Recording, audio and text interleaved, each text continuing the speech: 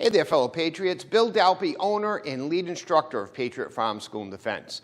Doing this brief video today to discuss the topics of safe storage and safe staging of your firearm in your home.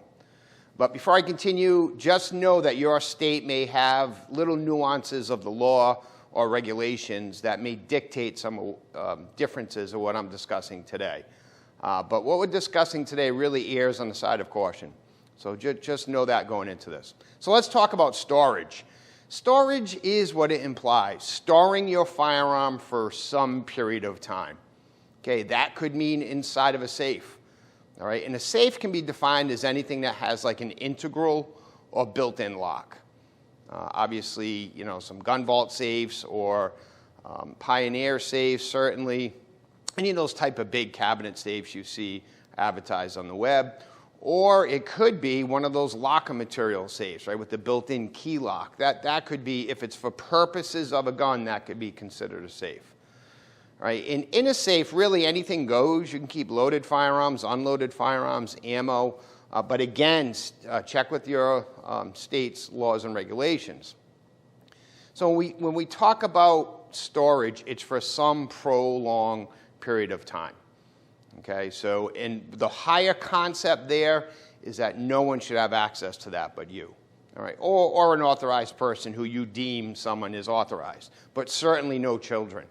And that's where a lot of people get hung up, is they really are careless of the way they store their firearm. All right, it must be under lock and key. All right, there's really no other way to store your firearm, and your ammo for that matter. And that's what we recommend. When you store your firearm, unload it, put it in your storage device under lock and key, and the ammo also under lock and key. So that's storage. Staging's a different animal, however. When we talk about staging a firearm or multiple firearms, and let's face it, it can be pistol, rifle, shotgun. When you're staging those firearms in your home, it's for purposes of home defense and self-defense.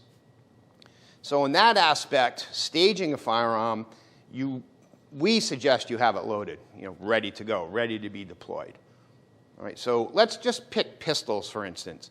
There's a lot of devices that we call them quick acquisition devices or quick acquisition safes that allow you to quickly access your firearm, and we call it dynamic critical incident. Okay, someone breaks in, that bump in the night, the glass breaks, you evade your safe room, whatever your home defense plan is, but you have decided, yes, I need to arm myself. So that's what we're specifically talking right now. The condition in which your pistol will be in one of these quick acquisition safes, right? There's the gun box, gun vault, value tech. We'll do a future video regarding those specific devices at a future date. But let's talk about the condition of your pistol in those devices. So one condition can be the pistol just simply placed in that quick acquisition safe, nothing covering the trigger. But if you're going to do that, you do not want a round in the chamber. Okay, so magazine in the gun, one not racked in the chamber. Okay, why?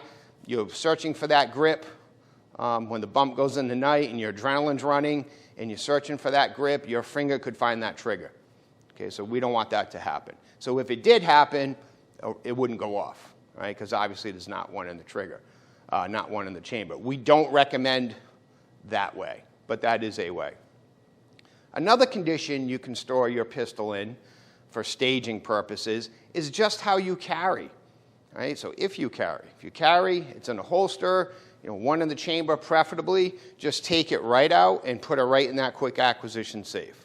And it's really convenient because if you do have to access that, you can throw that holster right on. It's a safe place to keep it until the need arises where you got to deploy it.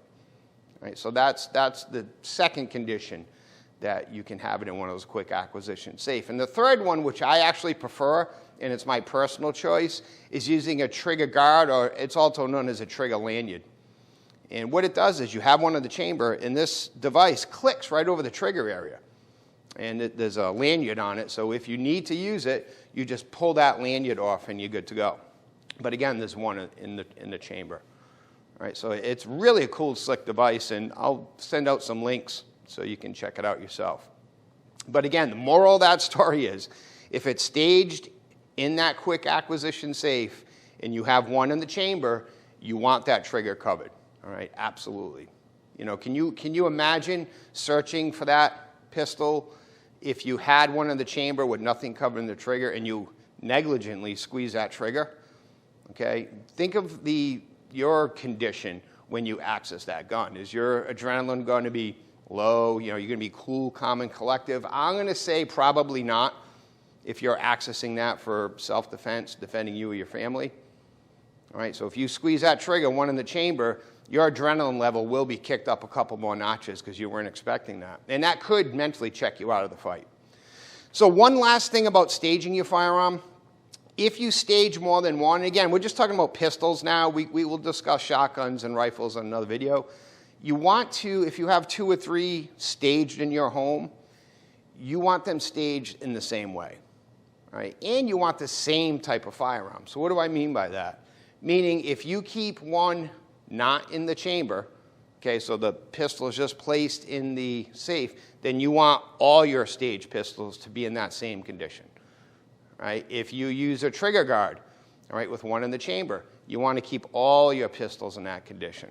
Right? So we don't want to breed in inconsistency.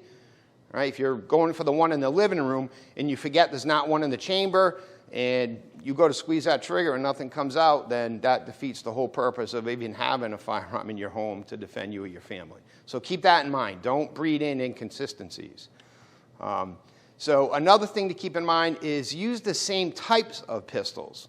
So don't keep a 1911 in one, you know, a double action, single action in another, and a striker fire in another safe.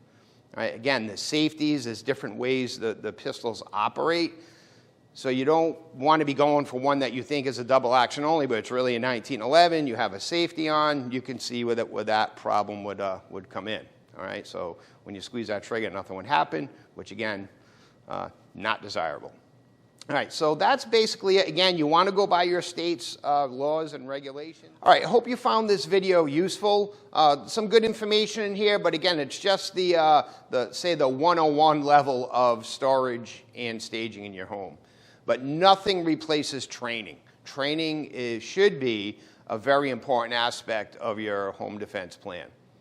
All right, so in that thread, visit patriotfirearmschool.com for our latest training offerings. And as always, get out and train.